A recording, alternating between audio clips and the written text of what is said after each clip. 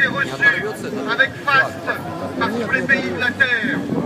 Kadhafi figurait ainsi malgré lui, comme ça, d'un seul coup, comme persona non grata aux yeux de Washington. Les raisons de cette disgrâce subite sont doubles et extrêmement limpides pour les observateurs que nous sommes. Déjà parce que la Libye est une terre riche en pétrole et en gaz. Les atlantistes, nous le savons, sont en recherche constante de nouvelles ressources énergétiques. Le plus grand projet gazier du monde se trouve au large des côtes libyennes. Il est situé précisément en face de Ghadamès, au nord-ouest de la Libye.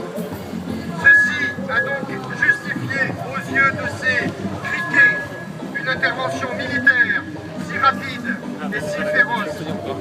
Comme en Afghanistan, en Irak, au Darfour, l'Amérique et ses serviteurs n'ont qu'un seul et unique moteur, mercantile, pour avancer, et non pas parce qu'on nous fait croire en permanence ces soi-disant devoirs d'ingérence humanitaire.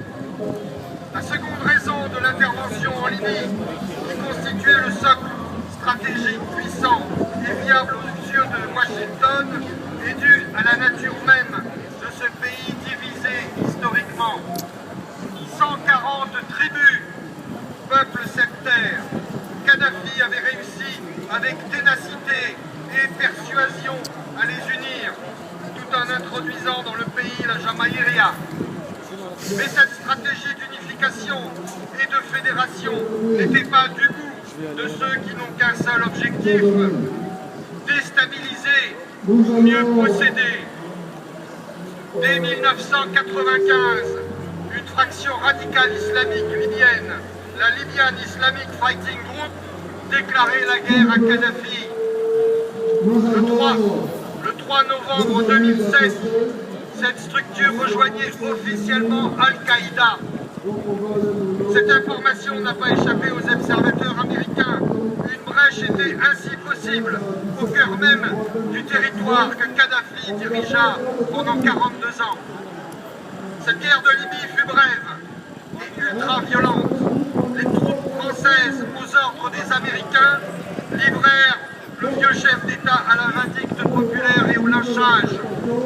Encore un trophée dont nous nous serions bien passés. Le résultat, après 2 ans de chienlit indescriptible et simple, nous assistons à un éclatement tribal. La Libye est entrée durablement dans la guerre civile. C'est désormais 500 milices disparates, armées jusqu'aux dents, qui constituent ainsi une troupe de 30 000 personnes qui dirigent le pays exactement comme en Somalie. Cette armée, difficilement malléable par l'OTAN, est à nos portes. Les Américains ont d'ailleurs pris conscience que leur petit jeu d'apprentis sorciers pouvait être dangereux pour l'équilibre entier du bassin méditerranéen. Ils ont d'ailleurs envoyé récemment 200 Marines sur la base de Sigonella en Sicile pour le cas où les choses se compliqueraient. Aujourd'hui, le pays est aux mains de ces structures djihadistes incontrôlables. Toutes les informations concordent. La majeure partie des cadres d'Al-Qaïda viennent de Libye, principalement des régions de Darna et de Benghazi.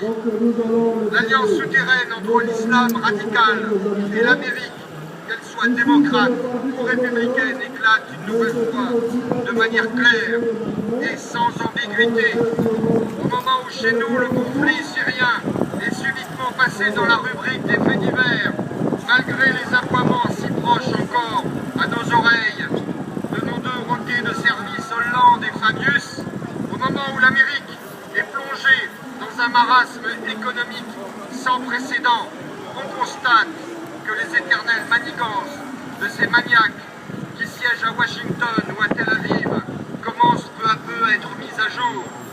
Les peuples ouvrent les yeux, leurs ficelles sont si grosses. Il est désormais grand temps que cette vieille Europe qui s'est laissée séduire par la facilité et l'attraction de ces mangeurs de hamburgers coupe tous ces liens pour développer une réelle indépendance. Il est grand grand temps aussi de multiplier nos contacts avec la Russie, ce grand pays qui est si proche de nous, dont le peuple est si bienveillant à notre égard et dont notre histoire est si intimement liée. La Russie, dont l'idéologie est multipolaire, donc tolérante, nous apporterait bien plus que ce pays hégémonique, sans foi ni loi qu'est l'Amérique. Les années qui viennent doivent être marquées par cette fracture. C'est la seule issue pour notre survie. Vive l'amitié franco-russe! Halte à l'impérialisme américain! Halte! Halte!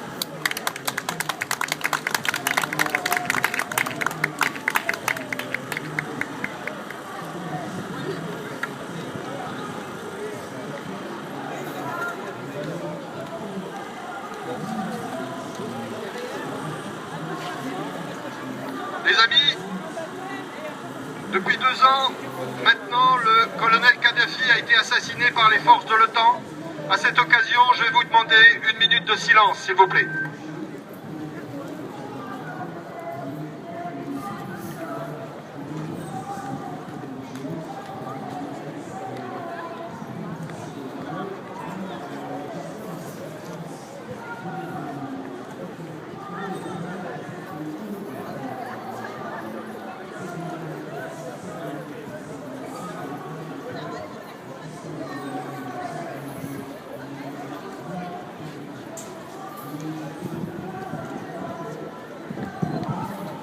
Merci.